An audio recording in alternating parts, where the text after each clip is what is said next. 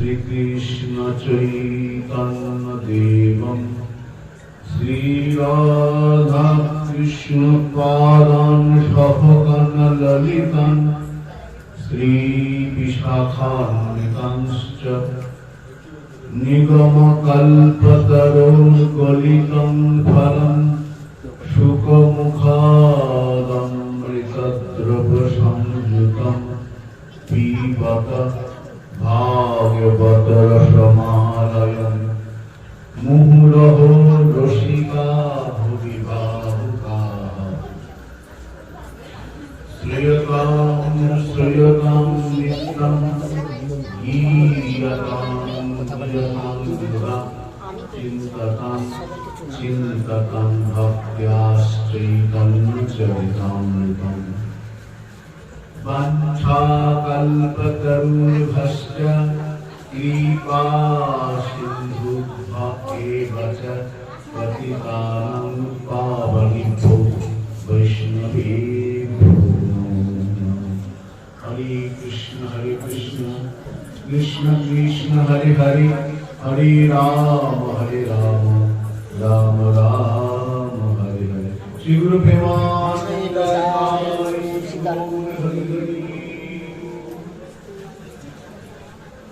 জয় শ্রী রাধা বল্লভ। আমি আজকে ভেবেছিলাম যে কালীনাথ প্রসঙ্গ একটু আস্বাদন করব, কিন্তু আরো দুটি পাঠ আছে যে আমি জিজ্ঞাসা করলাম কি প্রসঙ্গ পাঠ করব। তো দুটো প্রশ্ন দেওয়া হয়, একটা হচ্ছে আরতি যে আমরা করি, আরতি যখন তুমি কিভাবে করি বা কি ভাব থাকে আমাদের মধ্যে, আরতি করার উদ্দেশ্য কি, আর একটা হচ্ছে যদি আমি জপ করতে বসি কেউ যদি বাধা দেয় তাহলে কি হবে। তার সঙ্গে এটা আসতে পারে আমরা জপ কেন করব, বা জপ করতে যখন বসি তখন মনটা এদিক ওদিক চলে যায়, তখন কি করবে। একটা করে আমরা আস্বাদন করি। প্রথম প্রশ্ন হলো জপ কাকে বলে। চোখ বন্ধ করে মারামি বসে থাকা কি জপ? শাস্ত্র বললেন মন্ত্রস্য সুলঘু উচ্চার জপ। গুরুদেব যে মন্ত্রটি দিয়েছেন সেই মন্ত্রটি প্রতিদিন নিয়ম করে জোরে কাউকে বলা যাবে না। মন্ত্রটি মনে মনে জপ করতে। যখন মন্ত্র জপ চলবে, জপ মানে খুব ধীরে উচ্চারণ আর বারবার একই মন্ত্র বারবার উচ্চারণ, আবৃত্তি হবে। মন্ত্রের পুনরাবৃত্তি জপ। মনে করো হরে কৃষ্ণ মন্ত্র মহামন্ত্র জপ করছে, এই হরে কৃষ্ণ মহামন্ত্রটি বারবার জপ হবে। হরে কৃষ্ণ কৃষ্ণ কৃষ্ণ হরে হরে হরে রাম রাম রাম হরে হরে, হরে কৃষ্ণ কৃষ্ণ কৃষ্ণ হরে হরে হরে রাম রাম রাম হরে হরে। এই একই মন্ত্র বারবার আবৃত্তি পুরো এইটাকে বলা হচ্ছে জপ। আরেকটা অর্থ হলো মন্ত্রে সুলঘু উচ্চারণ। যে মন্ত্র গুরুদেব দিয়েছেন সেইটিকে খুব জোরে বলা যাবে না, যেখানে সেখানে বলা যাবে না। মন্ত্র জপের আগে আসন শুদ্ধি, জল শুদ্ধি, তিলক ধারণ এগুলো করে তবে জপ। অর্থাৎ শ্রী ভগবানের কোন একটি মন্ত্র যেটি গুরুদেব দিয়েছেন সেইটিকে বারংবার আবৃত্তি।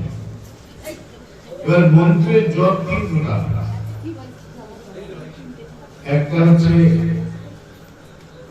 উপাংশু, বাচিক, মানসিক। আমি মন্ত্রটি জপ করছি, গুরুদেব দিয়েছেন আমার নিজের কানে শুনতে পারবো, অন্য কেউ শুনতে পারবে না। পাশে যদি কোনো লোক বসে থাকে সেও শুনতে পারবে না। কিন্তু নিজের কানে শুনতে পারে না। মন্ত্রটা নিজের কানে শুনতে পারে, পাশের লোক শুনতে পারবে না, এমন আস্তে জপ করতে হবে।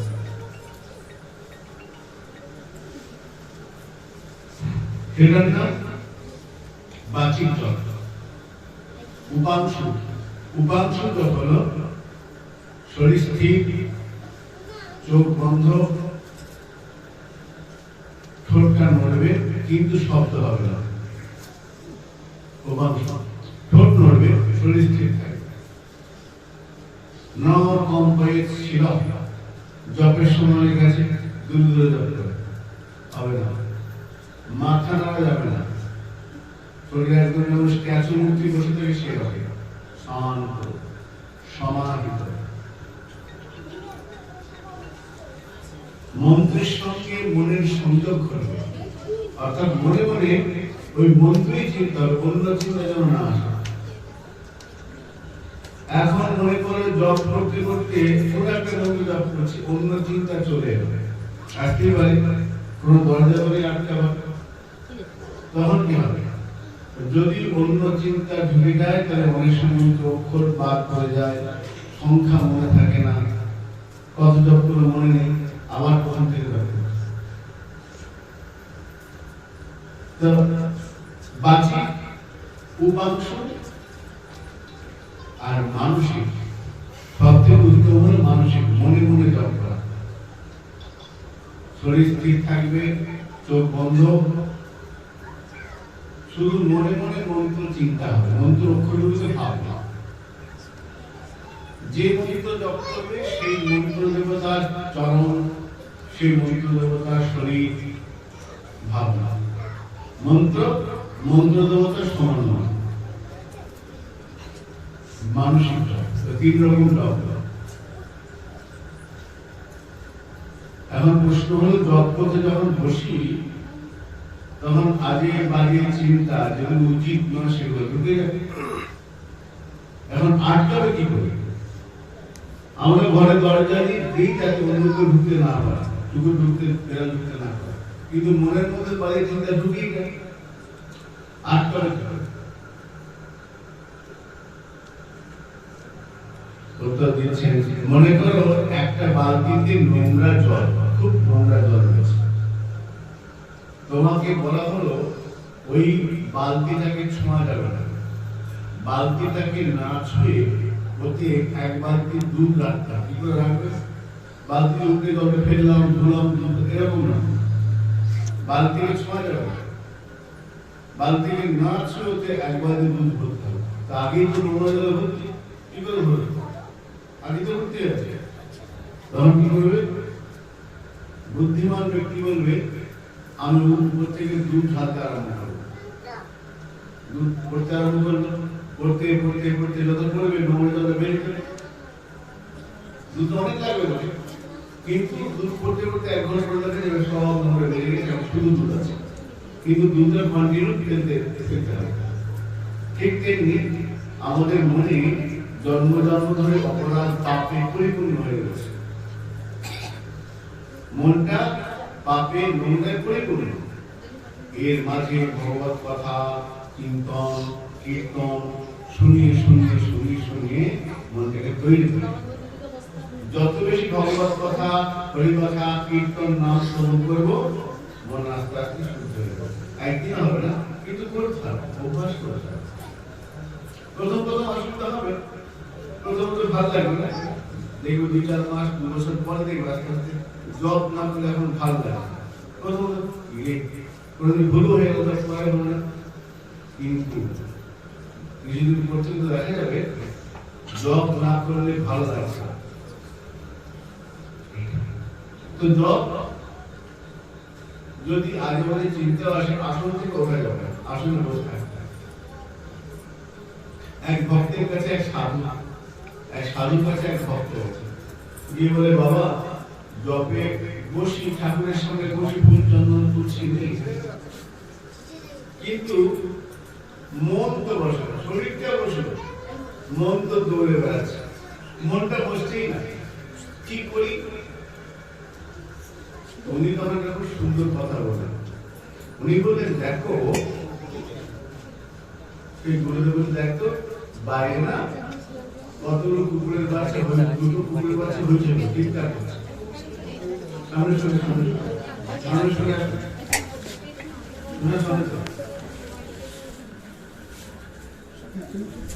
কতগুলো কুকুরের বাচ্চা দুটো বাচ্চা হয়েছিল চিৎকার করছে দেখেন তো শিষ্য বলে হ্যাঁ বলে কাজ কর এই কুকুরের বাচ্চা দুটো ঘরে নিয়ে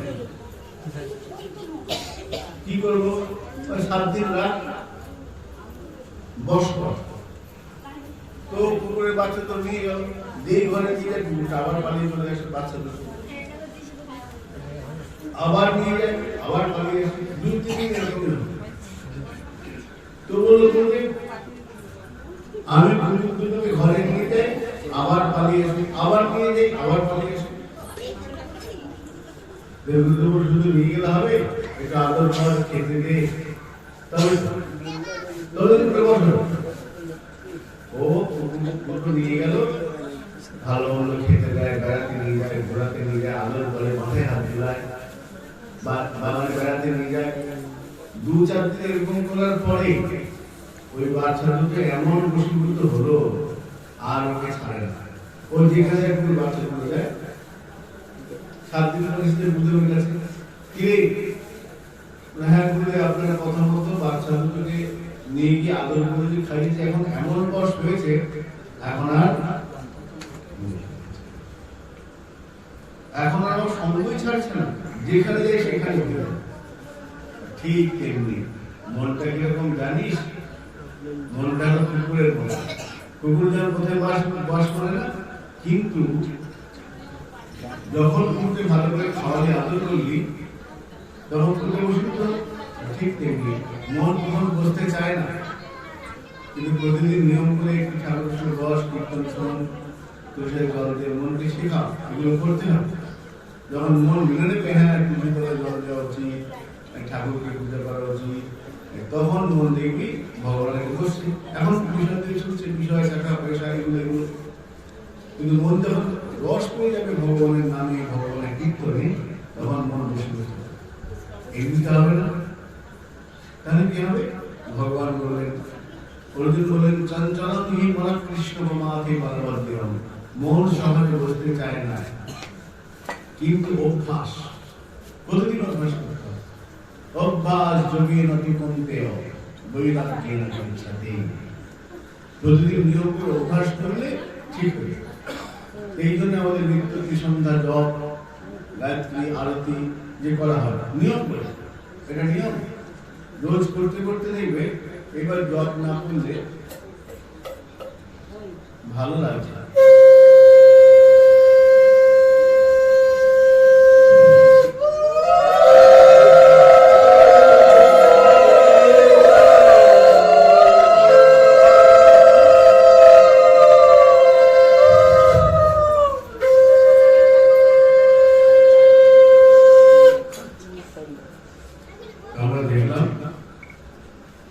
অভ্যাসের দ্বারা মনকে বসানো যায় প্রতিদিন একটু নিয়ম করে করলে পরে হয় কিন্তু করতে হবে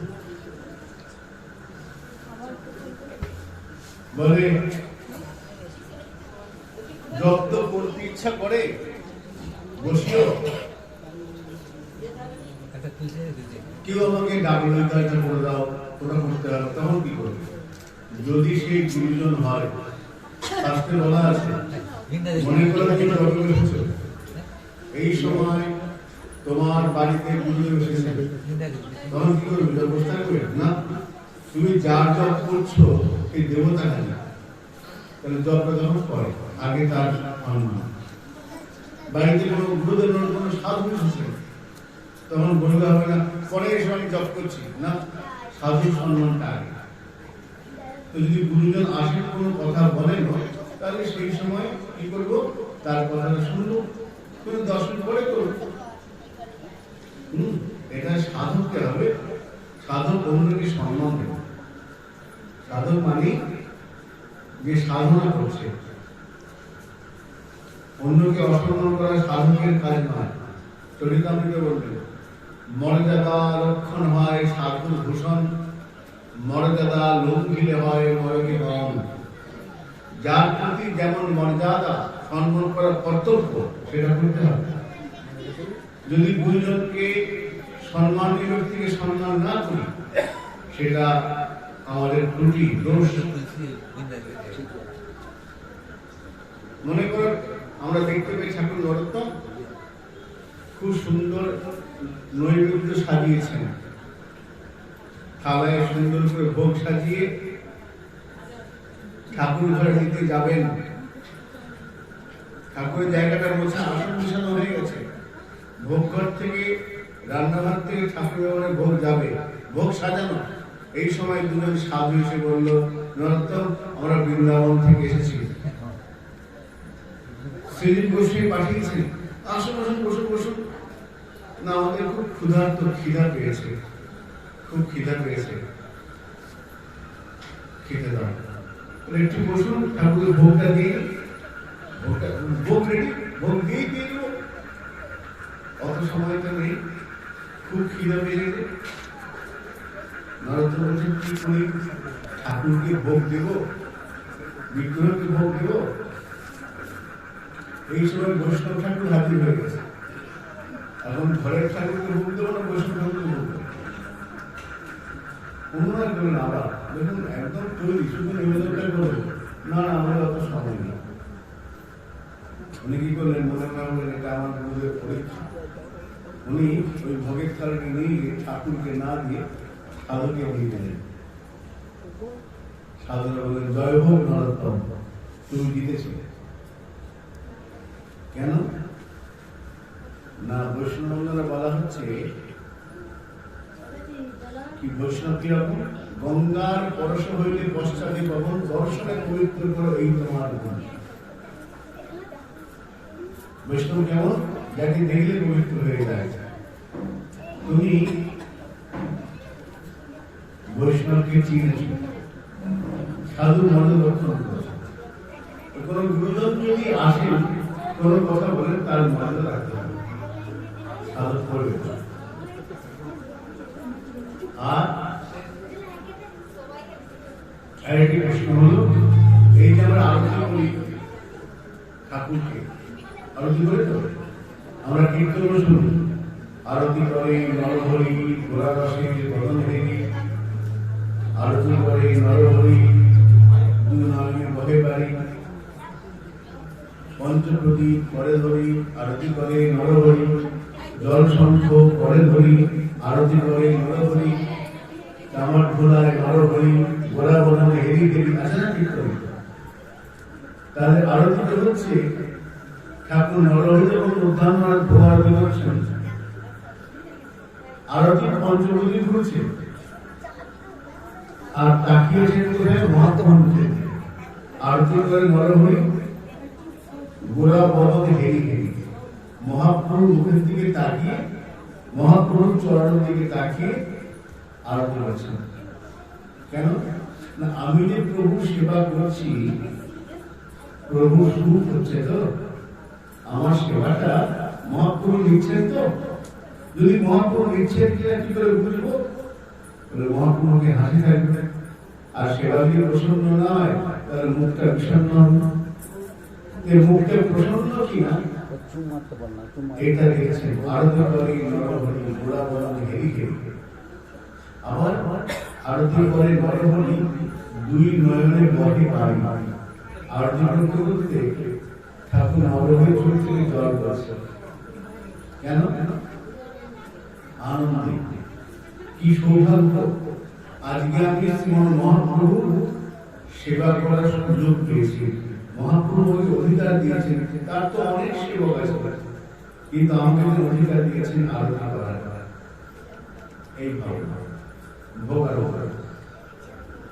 আরতির ক্রম আছে। আমি নিজের ইচ্ছা মতো আরতি করতে হবে না।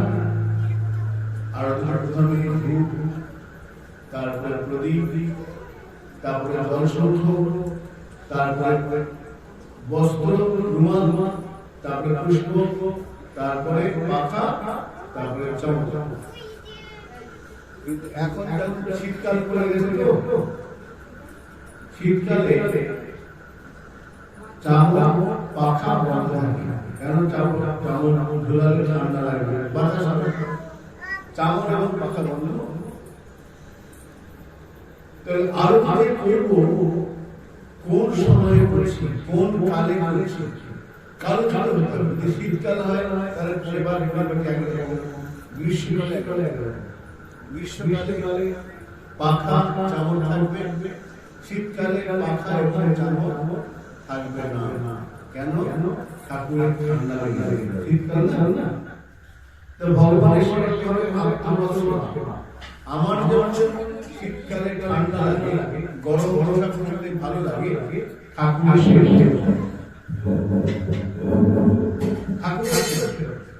ঠান্ডা লাগে, গরম লাগে।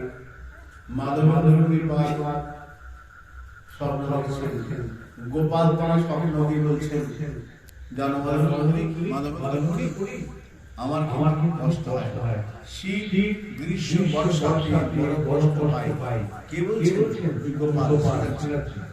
যে গোপাল মাধবের পাঠ তার সেবা করলেন, সেই গোপাল বলছেন মাধবের শীত গ্রীষ্ম বর্ষাতে বড় কষ্ট পাই। শীত গ্রীষ্ম বর্ষাতে বড় কষ্ট পাই, তেমন ঠাকুরের শীতে ঠান্ডা লাগে, গ্রীষ্মকালে গরম লাগে, বর্ষাতে ঠান্ডা লাগে।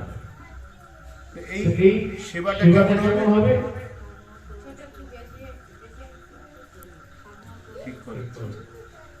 সেবাটা কেমন হবে?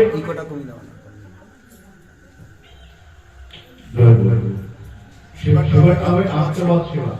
অর্থাৎ আমার যেমন শীতকালে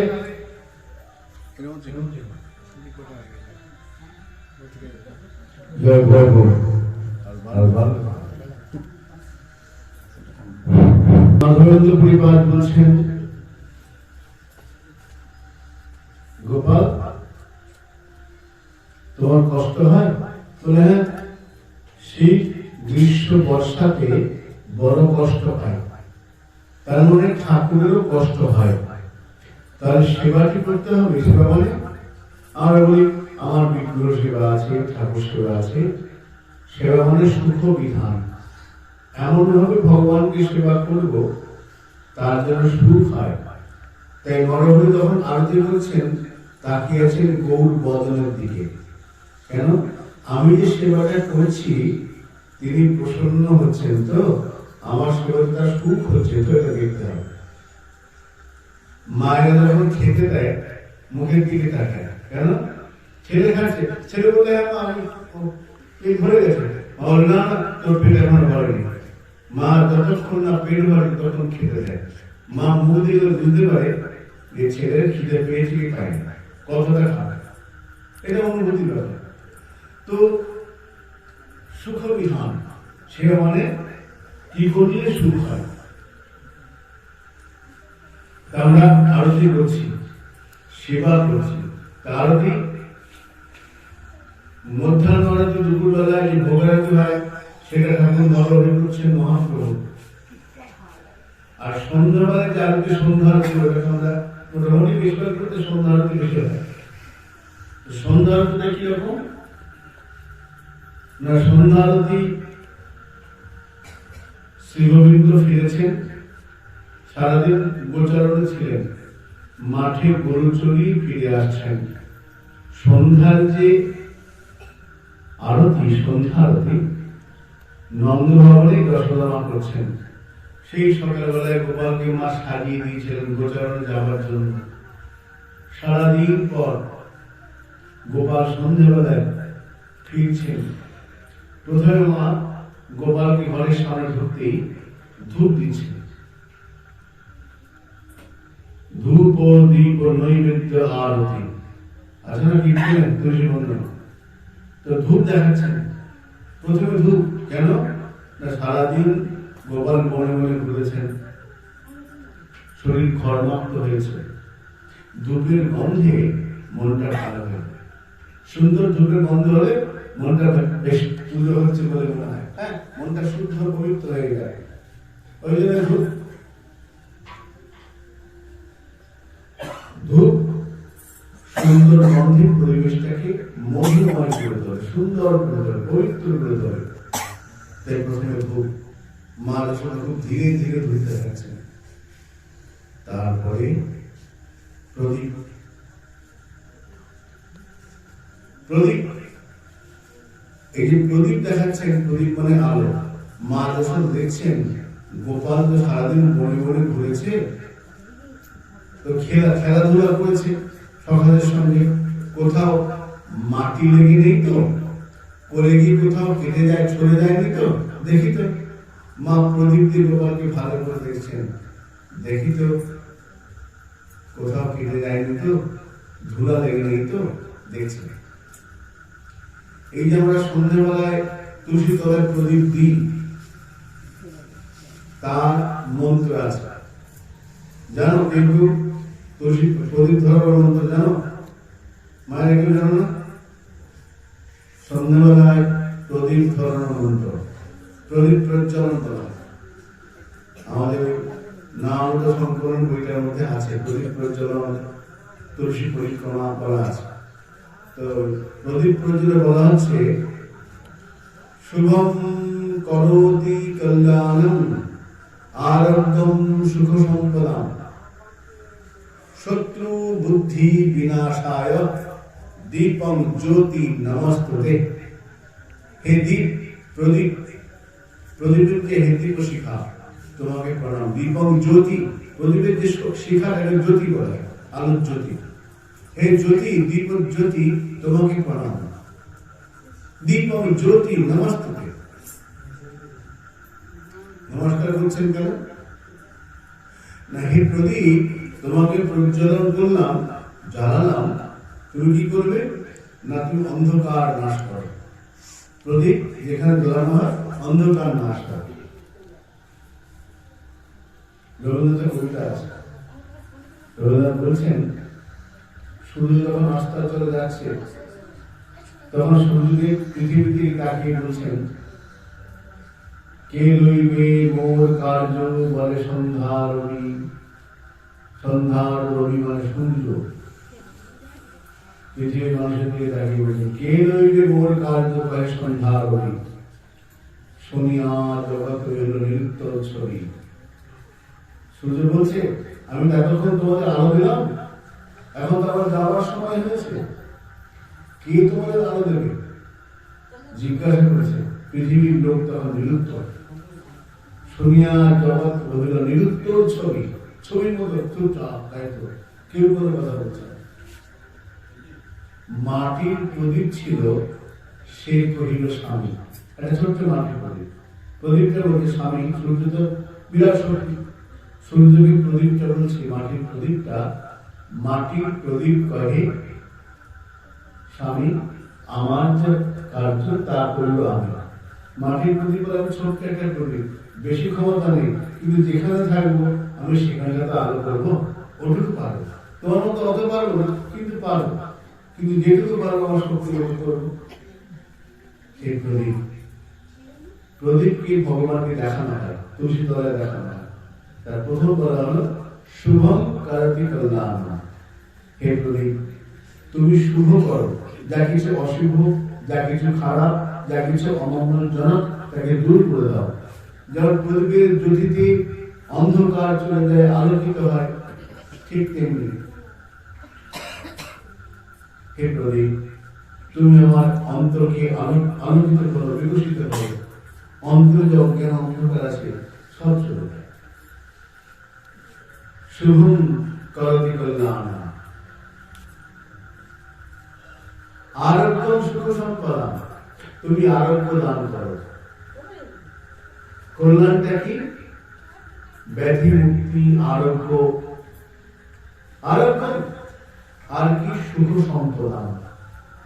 হে প্রদীপ, তুমি এমন কৃপা করো আমার বাড়িতে, আমার পরিবারের উপরে যখন সুখ সমৃদ্ধির বৃষ্টি হয়, আরোগ্য সুখ সম্পদা।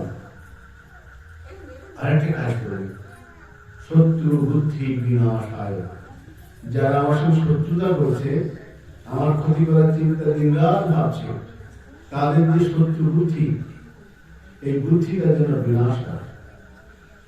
শত্রু বুদ্ধি বিনাশায় দীপম জ্যোতি নমস্তে। হে প্রদীপ, তোমাকে নমস্কার। তুমি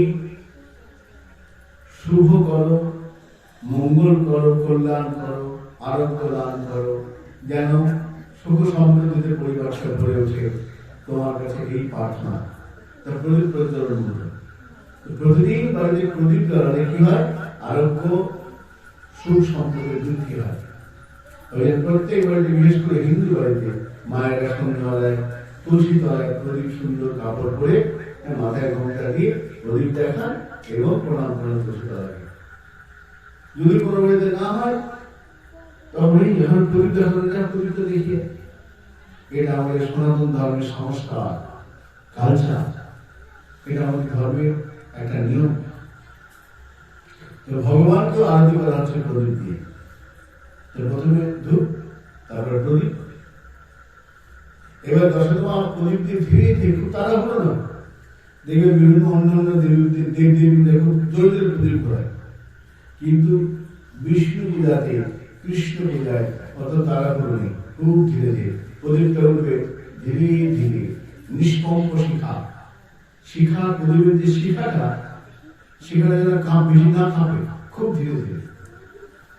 প্রতিটা অঙ্গ, গোবিন্দের চরণ, গোবিন্দের হাঁটু, গোবিন্দের বক্ষস্থল, নাভি, প্রতিটা অঙ্গ ধীরে ধীরে দেখছে সাধক।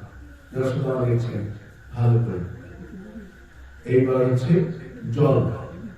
দেখলেন কোন জায়গায় চলে গেছে, ধুলা লেগে রয়েছে, মা শঙ্খ দিয়ে গোপালকে স্নান করিয়ে দিচ্ছেন। ভাবটা এই, প্রথমে প্রদীপ দিয়ে দেখা হলো, শঙ্খ দিয়ে স্নান হলো, গাটা মোছানো হলো। এইবার রুমাল দিয়ে, গামছা দিয়ে গাটা, জল পড়েছে, গাটা মোছানো হলো। তারপর এবার সুগন্ধি পুষ্প, কোমল, যে প্রদীপ খুব কোমল, নরম, যাতে মিষ্টি সুন্দর গন্ধ আছে, বিবর্ণ ফুল নয়, যে ফুলগুলো দেখতে ভারী সুন্দর, যে ফুলের পাপড়িগুলো খুব কোমল, না হলে যদি শক্ত ফুল হয় গোপালের অঙ্গে ব্যথা লাগবে না। এই কোমল ফুল, নরম, কোমল, সুন্দর আর সুগন্ধ, যে ফুলের মিষ্টি মিষ্টি গন্ধ আছে, এইরকম সুন্দর সুগন্ধি পুষ্পের দ্বারায় আরতি হয়। কীর্তনে বলা আছে, বিবিধ কুসুম ফুলে বলিবন মালা। বিবিধ, অনেক রকম ফুল। কোন ফুলগুলো? যেগুলো সুন্দর গন্ধ, দেখতে খুব ভালো, সেই ফুল দিয়ে বনমালা বানানো হচ্ছে, সেই ফুল দিয়ে গোপালকে আরতি হচ্ছে। পুষ্পারতি। যদি গরমকাল হয়, তারপরে হালকা বাতাস, চামড় পাখা দিয়ে, মূল পাখা দিয়ে আরতি হালকা করে শরীরে গোপালে আরাম লাগে, ধীরে ধীরে। এই হচ্ছে আরতি। অর্থাৎ এই প্রত্যেকটা দ্রব্য দেওয়ার মধ্যে ভগবানের প্রতি যে অনুরাগ, ভালোবাসার সমর্পণ, আমার ভালোবাসাটাই গোবিন্দের প্রতি আরতি হয়ে গেছে। আরতি থাকবে, আরতি আছে যার মধ্যে, আরতি সম্যক প্রকারে প্রেম। ভগবানের প্রতি ভালোবাসা না থাকলে, যদি শুধুমাত্র দায় সারা হয়, ও বাবা এখন আরতি বাকি, ও পূজা বাকি, যদি ওটাকে দায় সারা হয়ে যায়, তাহলে ওটা প্রেম হবে না, ওটা সেবা হবে না। দেখবে হাসপাতালে যাবে, অনেক হাসপাতালে বাংলা লেখা থাকে সেবায়ন, সেবা নিকেতন। ডাক্তাররা কি করেন? রোগীর সেবা করেন। ডাক্তার সেবা করেন না, ডাক্তারদের সেবায়ন বলা হয়। ডাক্তাররা রোগীর সেবা করেন। সেবা মানে প্রখর দৃষ্টি, রোগীর কোনো অসুবিধা হচ্ছে না তো, যে বাংলায় কথা থাকে সেবা শুশ্রূষা। হাসপাতালে গেলে দেখবে লেখা থাকে বড় নার্সিং হোম, শব্দ করো না। কেন? শব্দ করলে, চিৎকার করলে রোগী